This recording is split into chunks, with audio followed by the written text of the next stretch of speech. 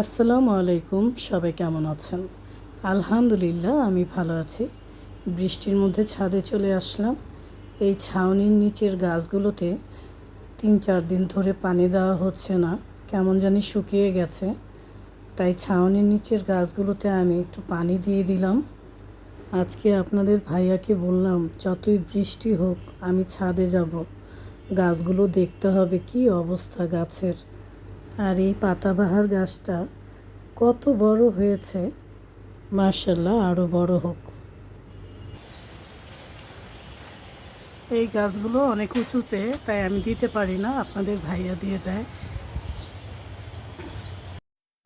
এই যে এই মালবেরি গাছটা এনেছি নার্সারি থেকে, আর লাল জামরুলটা এনেছি, আর কাঁচামরিচ এনেছি।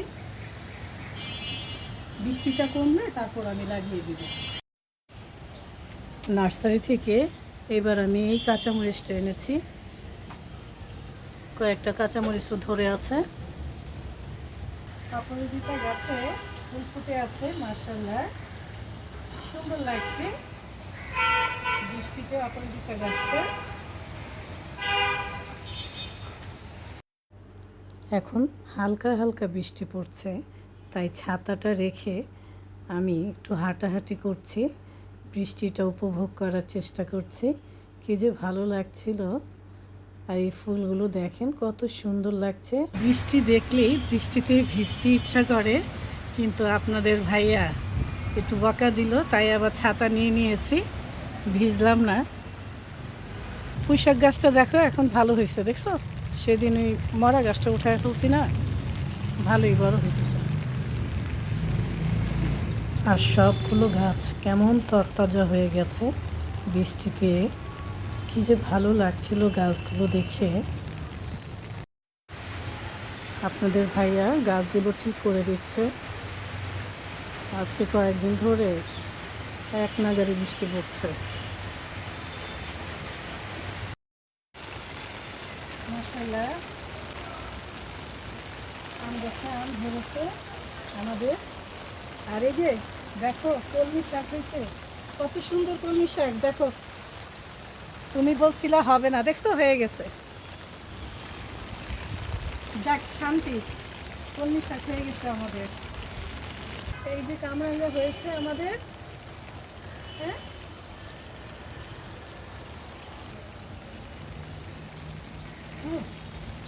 আদি বলো।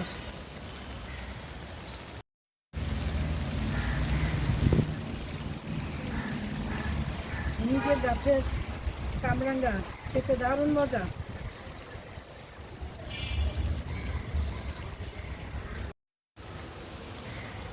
এই দেখো কমলা পড়ে গেছে, দেখছো?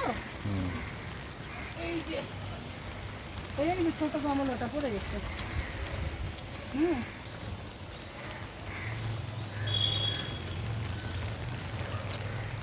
আর এটা কি বড় হচ্ছে সাদাটা।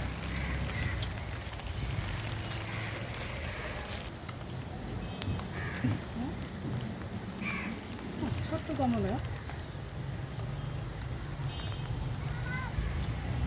অনেক টক। কমলাটা অনেক টক, বিচিও হয়েছে দেখো, কমলার মধ্যে বিচিও হয়েছে, দেখছো? হ্যাঁ বৃষ্টি পড়ছে, তাই ভাবছি নিচে যে খিচুড়ি রান্না করব। বৃষ্টির মধ্যে খিচুড়ি খেতে কিন্তু দারুণ লাগবে। এই তো চলে এসেছি আমার রান্নাঘরে। আজকে আমি ভাতের চাল দিয়ে আর মুসুরির ডাল দিয়ে মেখে বসিয়ে দিব খিচুড়ি। খিচুড়িতে আমি পেঁয়াজ আর রসুন বাগার দিব। এখন এই ভাজার মধ্যে দিয়ে দিচ্ছি 5 ফোড়ন আর জিরে ফাঁকি দিব।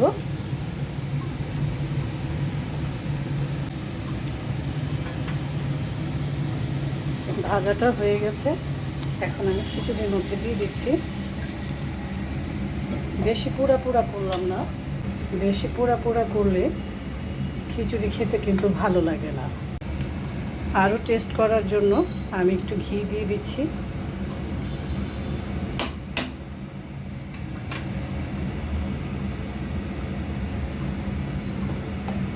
এই তো সুন্দর হয়ে গেল। খিচুড়িটা।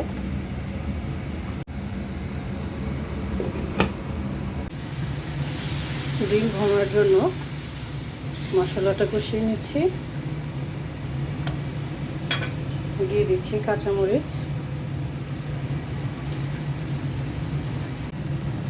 ডিমটা দিয়ে দিচ্ছি।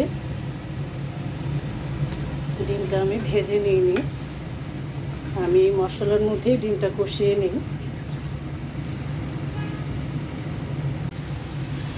এক পাশে ডিম ভুনা হচ্ছে, আরেক পাশে মাংস সাদা করে রান্না করে আমি এক বাটি ঢিপে রেখেছিলাম। আজকে বৃষ্টি পড়ছে তাই বের করে নিলাম। খিচুড়ি দিয়ে গরুর মাংস আর ডিম ভুনা খেতে কিন্তু দারুণ লাগবে। ঢেকে দিচ্ছি। ডিম ভুনাটা হয়ে গেছে, এখন আমি উঠিয়ে নিব একটা বাটিতে।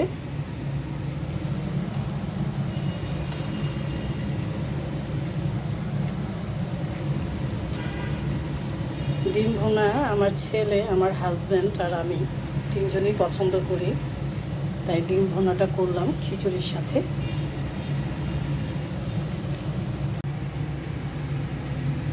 মাংসটাও গরম করে নিলাম, এখন একটু জিরে ফাঁকি দিয়ে দিচ্ছি।